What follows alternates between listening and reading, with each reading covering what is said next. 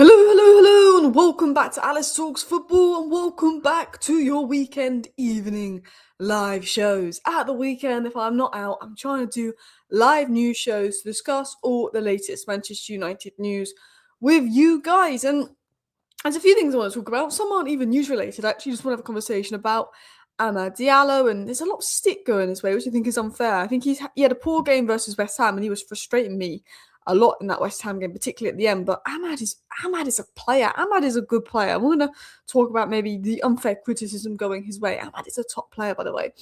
We're going to talk about a few other stories: the left wing situation, De Zerbi, Carrick, the manager situation.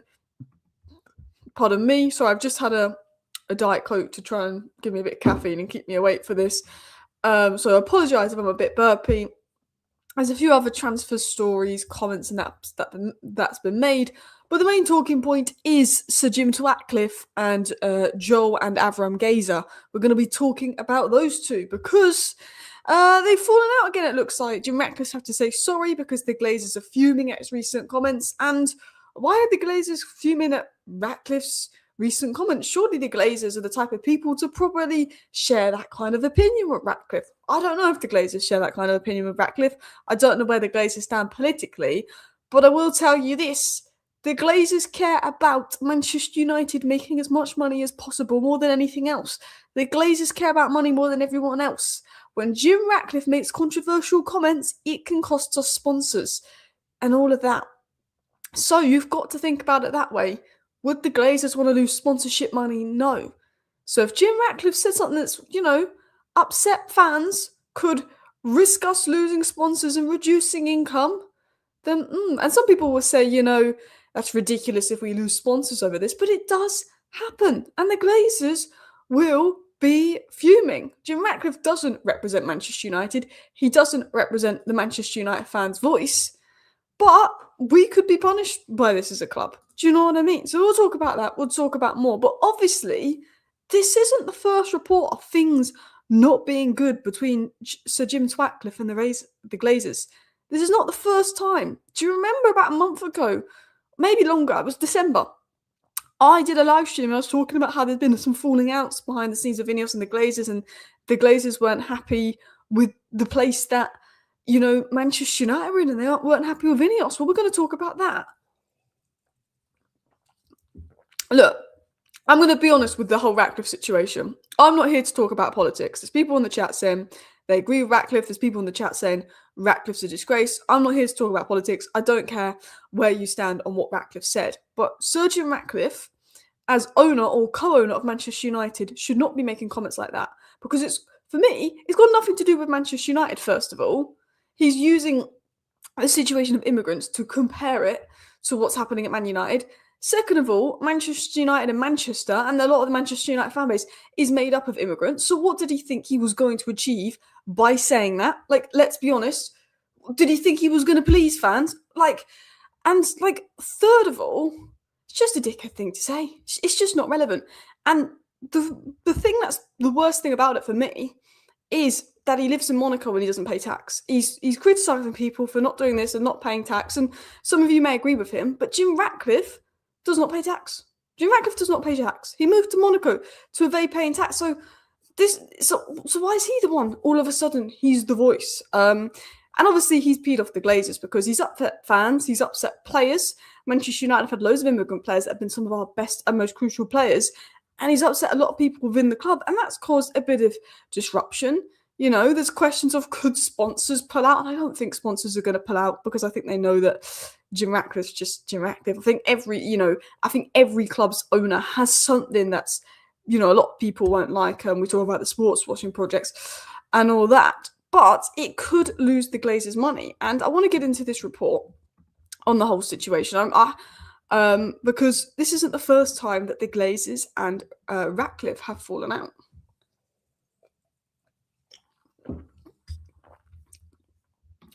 Jim Ratcliffe has issued an apology to the Glazers for his controversial remarks on immigration, which have cast a shadow over Manchester United. The Glazers are reportedly deeply concerned about how the fallout from Ratcliffe's comments could affect United's relationship with sponsors and commercial partners going forward. First of all, Ratcliffe's apologised to the Glazers. Has Ratcliffe apologised to the fans that he's upset? I don't think he has.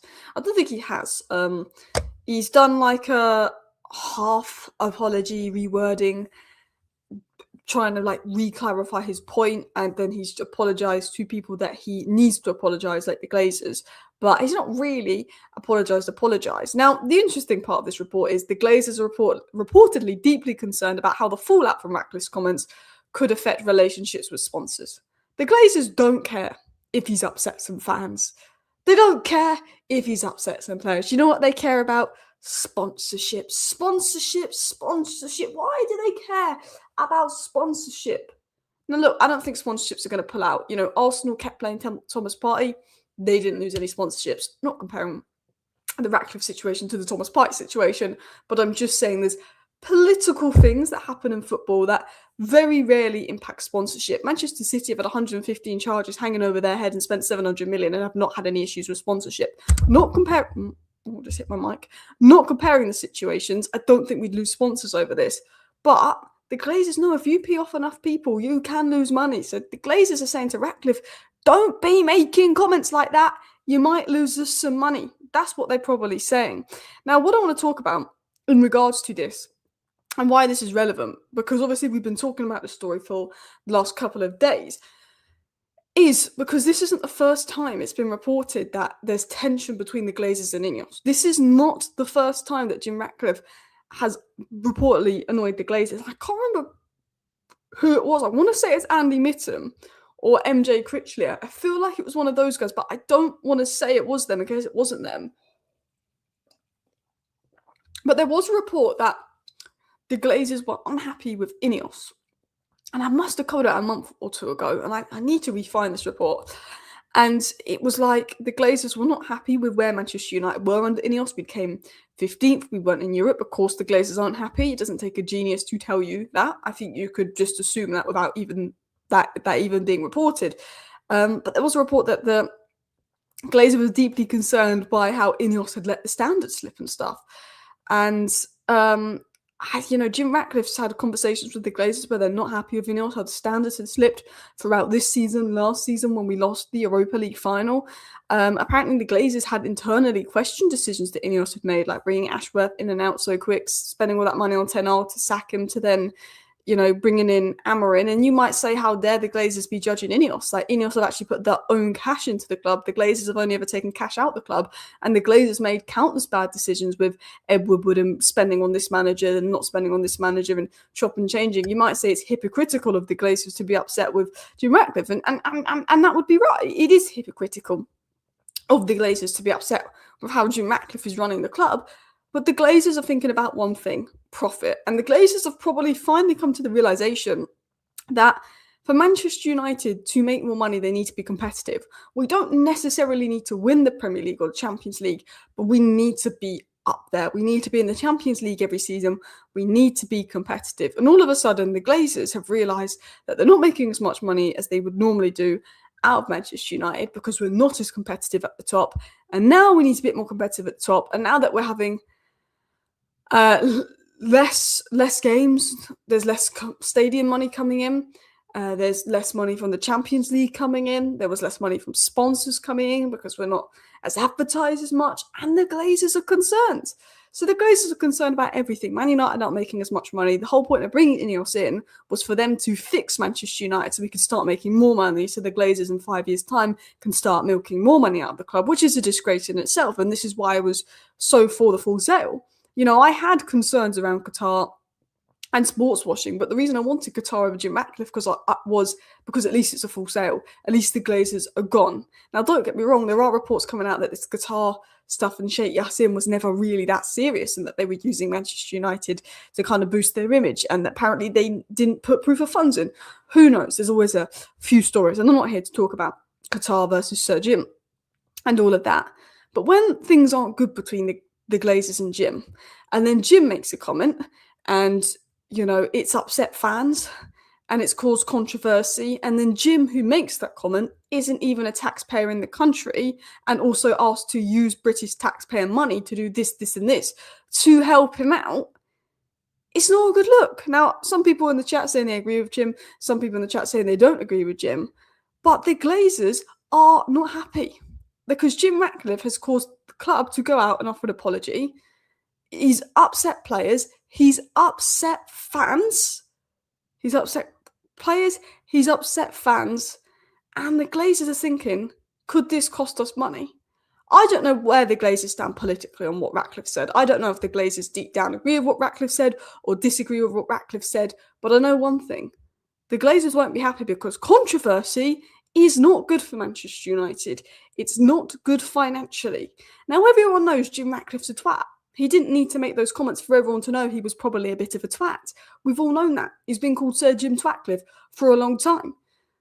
But he's even more unlikable to many fans now. Now, I want to talk about other stories and all of that as well. But this was an interesting chat. It was reported that the Glazers didn't pay a penny for Man United. Everything was loaned on debt. I think so. I don't know how it worked, but I do know that basically they put their debt onto the club, and I think the club paid off their debt or something like that. And they've just taken money out of the club. There was a report that the Glazers actually asked INEOS to axe Ruben Amorim earlier, which some will say the Glazers shouldn't be telling sporting people what decisions to make because they know nothing about football, but that adds fuel to the fire. And, there was talk about potentially the Glazers being unhappy with how long they left Amorim in. And that was a report as well. So there's been many reports of tension between Ratcliffe and the Glazers. And could this break them? Could this break them? Could this cause a breakup which gets rid of INEOS? Now, some people would celebrate that. Some people would celebrate a Glazer-INEOS breakup. I wouldn't. Now, you might be asking, Alice, why would you not celebrate a Glazer-INEOS breakup? Because you want INEOS out. I do. Because if INEOS go, it's just the Glazers. Now, I don't like INEOS, and I don't like the Glazers. But if I had to pick one, I would take INEOS over the Glazers. I think most people would. Now, you might be saying, but since INEOS are coming, we've got worse. True, but I think a big part of that is because of the mismanagement from the Glazers all those years before. We had to do so much because we decided to spend 85 million on Anthony. We decided to give Sancho 350k a week. When Anthony was 85 million, Elise's release clause was 35 million pounds. And if you watch me, back in the summer of 2022, and I'm going to say this now, and I have receipts to back it up, I have live streams of me 4 years ago saying, walk away from Anthony and trigger Elise's 35 million release clause. I, as a fan, was saying if Anthony's 45 million, I don't care. He probably wouldn't have been worth 45 million because he wasn't good for us. But I said, if Anthony goes over 50 million, we must go and get Elise. We didn't. And if I'm saying that as a fan, you would expect the sporting directors of the club to be smart enough not to spend 85 million pounds on Anthony. But they did. Give Sancho 350k a week. But they did. Give Alexis Sanchez 500k a week. But they did. Go about 4 transfer windows in a row without signing the DM profile that we needed, which maybe held Ollie back, but we did. So the Glazers, you can argue it's got worse since INEOS have come in, but INEOS are not worse than the Glazers. We got this bad because of the stuff that the Glazers have done, added on, ruining the financial situation of the club, bringing the club down. INEOS, I want them gone. I want them out, but they are not as bad as the Glazers. I'll say that. They're not as bad. Big up Gaz and big up everybody in the chat. Anthony was only 90 mil. Only 90 mil. That is like when you go into a shop and you remember something that used to be about 50p 10 years ago and now it's £2. Oh, it's only do you know what? Got a cream egg from it was a WH Smith by train station, so it's always more expensive. £1.50 for a cream egg. Just one cream egg, £1.50. £1.50. It's just some people say 150 is not that much. Cream eggs used to be about 50p. They were about 50p 5 years ago. Where have cream eggs £1.50? Now I know that actually in a lot of places they're about 80p, but £1.50 was taking the mick for a cream egg. I am sorry. So when people say Anthony's only 90 mil, a cream egg's only 150. Shouldn't be 150. Shouldn't be 150. Or it's like when you go into get a bottle of water and they want to charge you £2.89 for a bottle of water. No, I don't want a fancy bottle of water. I just want a tiny little cheap one because I'm thirsty. Yeah, Ratcliffe wouldn't even spend it on a cream egg. You know what? Ratcliffe will be cutting cream eggs out of the club budget if they're in the club budget. I'm not getting you anything for Easter. Cream eggs are 150. They are like 80p elsewhere. Cream egg would have been better than Anthony. But where we spent funds was ridiculous. Like, ridiculous. But like Elise for 35 million. And then we have 50 million more and we could have got Kane instead of Højlund. All I'm saying is now, if you got Elise instead of Anthony, you'd have the funds to get Kane instead of Højlund. Imagine Kane in the middle, Elise on the right, Rashford on the left, front three. But this was before Amron, under Ten Hag. That has to work. Obviously, the midfield would need to be fixed, but that front three is juicy. Now, don't get me wrong, I love an Mbeumo, Cunha, Ahmad front three now. Well, I'm just saying, Rashford on the left, 30-goal season Rashford in Ten Hag's first season, Elise on the right, Kane up top, bosh. That would have been some front three. Anyway, let's dive into some other stories. Let's dive into some other news because I want to talk about Michael Carrick. I want to talk about De Zerbi. I want to talk about Ahmad. Let's start by talking about Ahmad, and then we'll get into Carrick, De Zerbi manager news. How dare you compare Anthony to a cream egg? Not really fair on the egg. It's not. Cream eggs are elite. Do you know what else are elite? And I don't know if you've had them yet. The Biscoff. The egg with like the Biscoff paste in. That's so good. I had 2 today. Oh, honestly, I've eaten so much these last like few weeks. Too much chocolate and it's not even Easter. But I want to talk about Ahmad. So, Ahmad for me is a fantastic player. Ahmad for me is a phenomenal player, and he frustrated me versus West Ham. There's an opportunity right at the end of the game to potentially win that West Ham game. For me, I don't know if it's a goal-scoring opportunity, but it's get a shot on target opportunity. If you get a shot on target opportunity, the goalkeeper has to make a save. Do you know what I'm saying? Oh, he wasted that. And there was a couple times where he got the ball where maybe he hesitated and maybe he's low on confidence. And yeah, Ahmad annoyed me versus West Ham. And Mbeumo, I know he got an assist. Mbeumo annoyed me versus West Ham. I tweeted that I wasn't happy with Mbeumo's performance, and someone went, shut up, Alice, you know nothing about football, he got an assist. He got an assist because that was a phenomenal finish from Sesko. I think Mbeumo and Ahmad are 2 of the best wingers in the Premier League. I think Mbeumo and Ahmad are fantastic players. But that game versus West Ham, I wasn't happy with them. I wasn't happy with the attack. I wasn't happy with Bruno, who I think is the best player in the Premier League. You can be annoyed at your players for the odd game. Doesn't mean you don't rate them. Doesn't mean you don't like them. But the problem we have in this fan base is Ahmad has 2-3 games where he's a little bit off it. All of a sudden, they go, Ahmad isn't good enough. What? Ahmad is good enough. He's had an off game. He's had maybe 2 off games in a row. And he was frustrating. But Ahmad is a baller. You remember that we go through periods where fans want Bruno sold and fans go, Bruno doesn't work, or Bruno has off periods for a month or so and fans want them gone and they're fuming. Yeah? Bruno's a good player. Players sometimes just have periods where they're a bit, and they have a few. Ahmad is a phenomenal player. Build around him. His ceiling is high. I think Ahmad in 2 years' time could be better than Saka, and that could be common knowledge and a common agreement. Do you remember 3 years ago how everyone said that Odegaard was better than Bruno, and I just kept defending Bruno and kept defending Bruno? Bruno being better than Odegaard is common knowledge. I think Ahmad being better than Saka could be common knowledge in a few years. And Mbeumo's a fantastic finisher and a player that can get numbers. Kun is a fantastic player. He's a bit of a moments player, but he's a fantastic player. We've got great players. Sometimes they're going to have bad games. Sometimes they're going to have off days. But let's not turn on them after 1 or 2 bad games. A whole bad season, conversations needed. Yeah? But these players have been good this season. Cunha's had a good season. Mbeumo's had a very good season. Ahmad's had a solid season. Bruno's had a fantastic season. But I just see a lot of stick going Ahmad's way. And I think he's one of the last players that criticism needs to be directed towards. Most criticism needs to be directed towards the people at the top of the club because they're idiots. And other criticism, make it constructive, not targeting a player, not writing a player off. Ahmad, criticise frustrating game versus West Ham, great player, fine. But there's some fans that are saying, oh, you know what, sell Ahmad. I have some fans saying, sell Ahmad. And maybe it's just Arsenal fans saying that because they're now turning on Ahmad after his comments. Who knows? But it's ridiculous. It's ridiculous. Alice, what did you think of Juve of West Ham? I like Juve of West Ham. I really do. I can't lie about that. Ahmad is a good player for United, always dangerous. More drama, this club, bro. I always say it. Man United are the Kardashians of the football world. Man United are the absolute Kardashians of the football world. I did a tweet once and it went like viral, and it was just breaking down everything that happened inside Manchester United. Let me see if I can find it. And this tweet would have been 2 years old.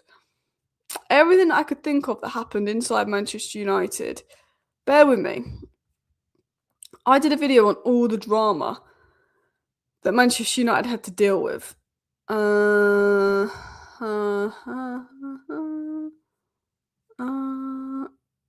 yeah. So shall I show you how dramatic we are? Okay. I don't even know what this tweet says, so it could have aged really badly. Who knows? So this was a tweet I put out. 7.1 million views is mad. September 7th, 2023. This has got to be one of my most viewed tweets, by the way. September 7th, 2023. Okay, and I did a tweet of every so this was nearly 3 years ago. And we can add to this. We could actually add to this tweet. So this is all the drama that's happened around Manchester United in the last 3 years. 3 women now accusing Anthony of assault and one set to do a TV interview on it. Sancho's statement saying he's being scapegoated. The whole Greenwood situation and how awfully Richard Arnold handled it. The takeover being dragged on, creating job uncertainty for employees, and now staff turning on Glazers and leaking stories. Now we've had about 400 employees being, la la la. Ronaldo goes on Piers Morgan and disrespects Eric Ten Hag and goes into how bad the club is run by its owners. Bailly comes out and says the club favours British players. Bailly likes comments slamming Maguire and teammates. Lingard falls out with club over not getting a loan move, so they give him a holiday. Lingard and Martial go on social media to call Rangnick a liar. Rangnick calls our club, basically says half the squad have the wrong attitude and the board have no clue, said we need open heart surgery. Rojo calls out Maguire and has a big bust up with Ollie for playing Maguire over him. Multiple dressing room / teammates. Martial interviews slamming Ollie Jose. Tried to sign Arnautovic. Fan outrage over racist comments, so stop this. Luke Shaw came out and admitted a lot of Man United players weren't 100% committed in 21-22. Lingard told Scholes the dressing room was a mess. The Maguire-Greece situation, the whole Super League debacle that Ed Woodward and the Glazers were the ringleader of. No other club has this much drama. Do you know what we can add to this? Ruben Amorim smashing the TV and threatening to quit. Garnacho interview after the Europa League final. There's so much we can. Jim Ratcliffe's comments on immigration. There's so much we can add to this. Like, we are the most dramatic club in the world. And look, it's not our fault that Anthony got accused of this or, the Greenwood voice notes and stuff that came out. But there's things like, Lingard, and the Rangnick stuff. Like, the amount of drama that's come out of this club. And as I said, like, you could add so many stories with Garnacho. Didn't Ronaldo leave early? He left a match before full time. The Garnacho Amorim thing, the Ratcliffe comments, like the free Maino top, the Rashford interview. I swear, this team, honestly, the amount of drama that comes out of this club, and there's probably things that I've forgotten about as well. Like, there's probably things I've forgotten about that, like, are really obvious things. Obviously, Ronaldo, Piers Morgan, but we are the Kardashians. We are the Kardashians of the football world sometimes, with the just drama. What was Bruno's? Bruno's interview wasn't that controversial, but what did he say? He said something about his future, or that he almost moved to Saudi. I'm just trying to think. Obviously, there was the leaks about stuff under Amorim smashing the TV, threatening to quit, the Dan Ashworth situation. I mean, just so much drama. Wilcox and Ruben Amorim falling out. And the thing is, I think a lot of other club has a lot of inside drama as well. Don't get me wrong, but I don't think it's documented to the level of drama inside Manchester United. I don't think it's documented to that level. It's just, yeah. Hoyland's basically being kicked out. Yeah. Oh yeah, he said the owners didn't say they wanted to keep or sell him. Like, this club is mental, man. It's absolutely mental. Yeah, apparently we interviewed Frank in a garage. I'm quite glad we didn't bring in Thomas Frank. We've now got the guy that won't cut his hair. I mean, like, that's not really anything to do with Man United in terms of the actual club itself. But, I tell you what. I mean, there is a correlation between former players, the Nicky Butt, Lissandro Martinez, Paul Scholes thing, but not all of it. Piers moron. Like this club loves drama. It's like this club could have a reality. That's the thing. I think if you was, I feel like Man United makes the most news. It makes the most noise. I feel like we are what sell the papers when it comes to the world of sport and sport media, because we fuel the drama. We love the drama. We love the stories. That is this club. Hey, they kept Amron after Grimsby. I mean, do you know what's mad? Is and people aren't going to like me for this. People will say, "But what do you mean, Ernest?" But I go to Man United, yeah, and I think, had we sacked Amron after Grimsby, how many points could we be on? Because if we go back to where Grimsby is, yeah. So yeah. So we go back to the Grimsby game. I'm just thinking now. Now, I wouldn't have sacked Amron after... I said sack Amron after Grimsby. Then I calmed down 2 days later and went, I wouldn't have sacked Amron after Grimsby because we were only 3 games into the season. But he was sackable, but I did calm down, here's my opinion. The Man City 3-0 loss, I was fuming. But do you know what made me want us to sack Amron? Brentford 3-1. Brentford 3-1 was my, let's get Amron gone moment. So let's say all of a sudden Amron did go, yeah. We're going into Forest. We win that game because Forest were appalling at the time. Tottenham, we win that game. That's 4 more points. Everton, going down to 10 men, surely you win that game. That's 7 more points. West Ham, you potentially win that game.